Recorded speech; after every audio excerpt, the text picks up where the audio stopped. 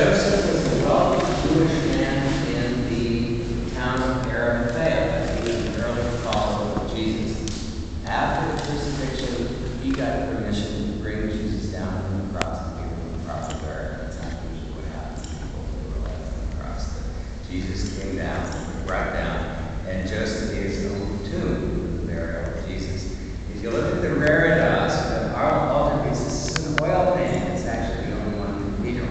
And it shows Jesus after he's brought down to the cross, and he's being carried over to his tomb, which is over on the side. This is Joseph, now called St. Joseph of Arimathea. This is his son, who was always known to go with his father everywhere. So you see the three crosses on Calvary. This is Mary, mother of Jesus, with a symbolic sword in her heart and grief. This is St. John, looking after her. This is Mary Magdalene down here. Now there's one angel in here. I want you to suspense at this person, this figure. How do we know he's an angel? Well, look at his feet. They don't touch the ground. And angels don't walk above them. So that's why it's interesting. If some of the faces look real to you, the reason is that the artist named DeRose used fireboys and statues in the cathedral as models for his figures. So this young man is actually modeled after one of our fireboys. He's the only one who's staring at you.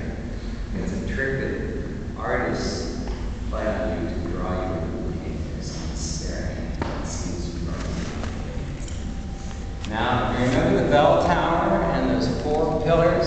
Here they are, not this one, this one. These are now 27 feet across, still holding up the bell tower, we hope. These smaller ones are simply holding up this particular chapel.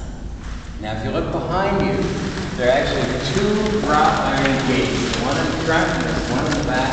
One in the back you can't see very well. The one in the back was done by a man named Noel Putnam, who's still a blacksmith. He lives in Virginia. This front gate is done by the same man, Samuel Yellen, whose gate you saw upstairs. If you look at the top of the gate, it looks like swords or something, but if you look carefully, those are actually antlers. You can see the animal heads there, stag heads. They're so well done, each stag actually has a tongue in its mouth, which is a separate process that our blacksmith does. So those are their antlers, and the stags are guarding the boardwalk in there. Who's in there? Well, remember I told you that there are about 200 people somewhere in the cathedral. Most of them are in there. That gate goes into what we call a columbarium, and that's where people go after they've died and been cremated. Their ashes are put in funeral urns, and the urns are put in the walls in there in two chambers that you can't see from here. So most of the 200 people are there. There's one very famous person from here, Helen Keller. Her ashes are in there, along with the ashes of two teachers who worked with her, Anne Sullivan Macy and Paul Thompson.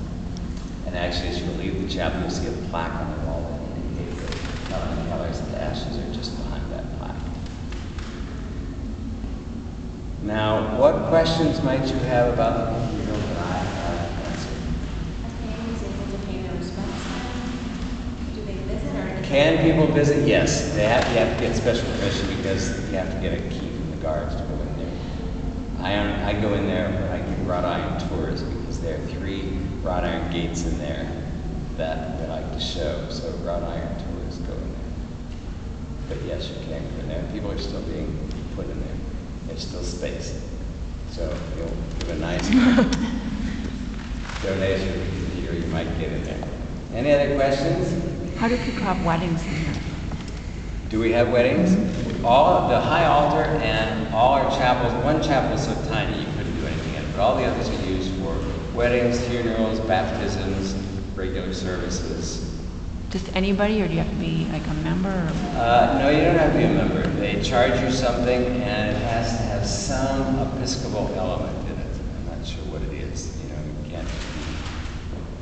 Anyway, there used to be a restriction that to get married at the high altar, you had to have a connection with the schools on the ground. I think that's no longer true.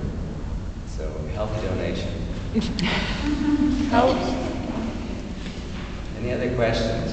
How large is the congregation? How large is the congregation? It's about 800 people. Our dean who's only been here, I don't know, 4 or 5 years, is the one who started the congregation. We used to have one. He didn't want to take people away from our parishes, and so he was very careful. But these are people who tend to come here all the time and don't go to other parish churches. So it's about 800 people. This, by the way, is the 6th largest cathedral in the world.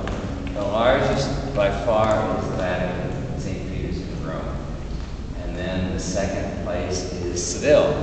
And the 3rd place is in New York City, St. John the Divine, another Episcopal cathedral, which is the largest in the United States. This is the 2nd largest in the United States. Now, what can you do now? There's a 3rd chapel called the Resurrection Chapel that I can't take groups in there, but you're welcome to go in there on your own. I'll show you where it is. It's off to the left over here.